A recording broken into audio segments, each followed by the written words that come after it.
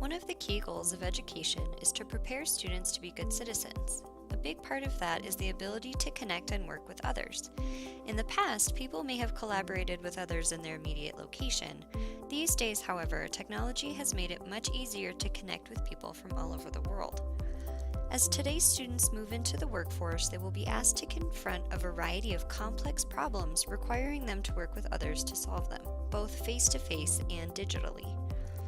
The following video is an excellent example of how, even in the face of major obstacles, the ability to combine our knowledge and skills with those of others increases our capacity to solve even some of the largest problems.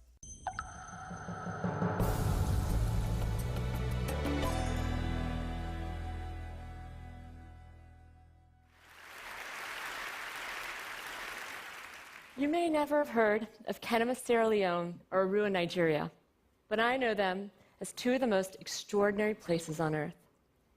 In hospitals there's a community of nurses, physicians, and scientists that have been quietly battling one of the deadliest threats to humanity for years, Lassa virus. Lassa virus is a lot like Ebola. It can cause a severe fever and can often be fatal.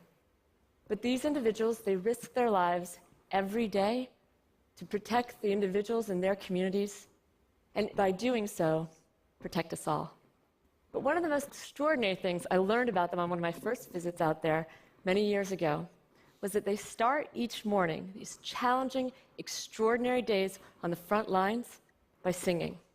They gather together and they show their joy, they show their spirit. And over the years, from year after year, as I visited them and they visited me, I get to gather with them, and I sing, and we write, and we love it, because it reminds us that we're not just there to pursue science together, we're bonded through a shared humanity. And that, of course, as you can imagine, becomes extremely important, even essential, as things begin to change. And that changed a great deal in March of 2014, when the Ebola outbreak was declared in Guinea. This is the first outbreak in West Africa, near the border of Sierra Leone and Liberia. And it was frightening for us all. We had actually suspected for some time that Lassa and Ebola were more widespread than thought, and we thought it could one day come to Kenema. And so members of my team immediately went out and joined Dr. Humar Khan and his team there. And we set up diagnostics to be able to have sensitive molecular tests to pick up Ebola if it came across the border and into Sierra Leone. We'd already set up this kind of capacity for Lassa virus. We knew how to do it. The team is outstanding. We just had to give them the tools in place to survey for Ebola.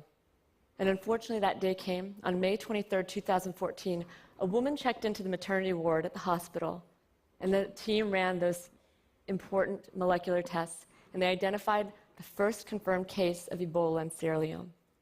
This was an exceptional work that was done. They were able to diagnose the case immediately, to safely treat the patient, and to begin to do contact tracing to follow what was going on. It could have stopped something. But by the time that day came, the outbreak had already been breeding for months. With hundreds of cases, it had already eclipsed all previous outbreaks. And it came into Sierra Leone not as that singular case, but as a tidal wave. We had to work with the international community, with the Ministry of Health, with Kenema, to begin to deal with the cases, as the next week brought 31, then 92, then 147 cases, all coming to Kenema, one of the only places in Sierra Leone that could deal with this. And we worked around the clock, trying to do everything we could, trying to help the individuals, trying to get attention. But we also did one other simple thing. From that specimen that we take from a patient's blood to detect Ebola, we can discard it, obviously. The other thing we can do is actually we can put in a chemical and deactivate it. So just a simple place it into a box and ship it across the ocean, and that's what we did. We sent it to Boston, where my team works. And we also worked around the clock, doing shift work day after day, and we quickly generated 99 genomes of the Ebola virus. This is the blueprint. The genome of the virus is the blueprint. We all have one. It says everything that makes up us, and it tells us so much information. The results of this kind of work are simple, and they're powerful. We could actually take these 99 different viruses, look at them and compare them, and we could see actually, compared to 3 genomes that had been previously published from Guinea, we could show that the outbreak emerged in Guinea months before, once into the human population, and from there had been transmitting from human to human. Now that's incredibly important when you're trying to figure out how to intervene. The important thing is contact tracing. We also could see that as the virus was moving between humans, it was mutating. And each of those mutations are so important because the diagnostics, the vaccines, the therapies that we're using are all based on that genome sequence fundamentally. Right? That's what drives it. And so global health experts would need to respond, would have to develop, to recalibrate everything that they were doing.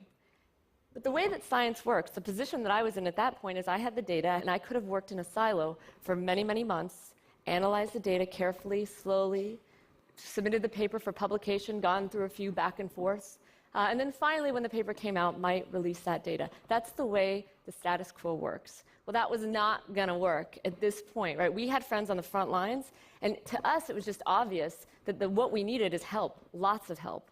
So the first thing we did is, as soon as the sequences came off of the machines, we published it to the web. We just released it to the whole world and said, help us. And help came.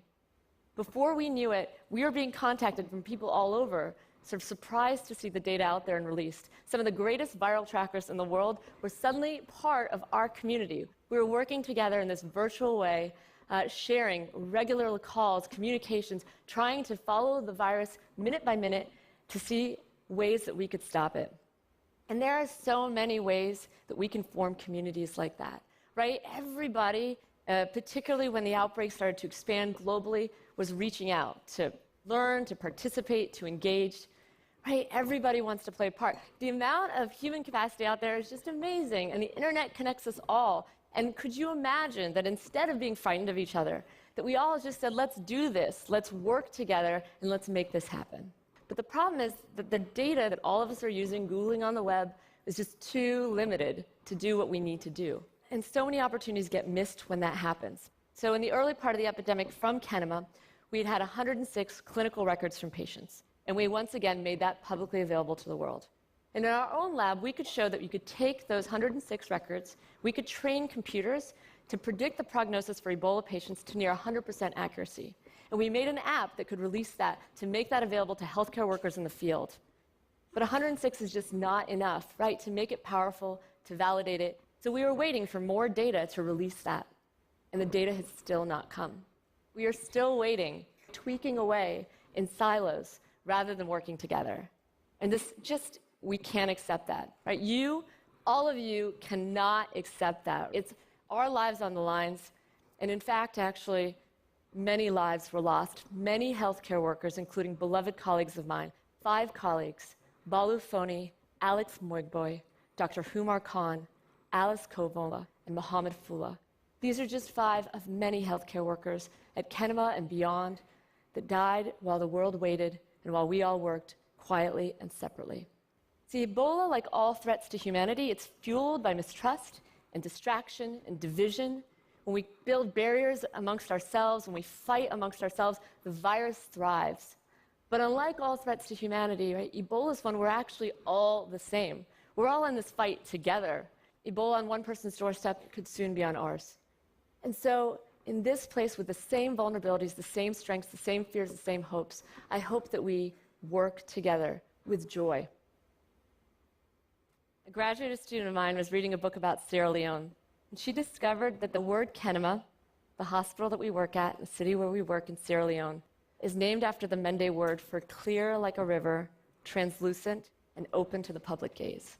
And that was really profound for us because without knowing it, we'd always felt that in order to honor the individuals in Kenema where we worked, we had to work openly. We had to share and we had to work together.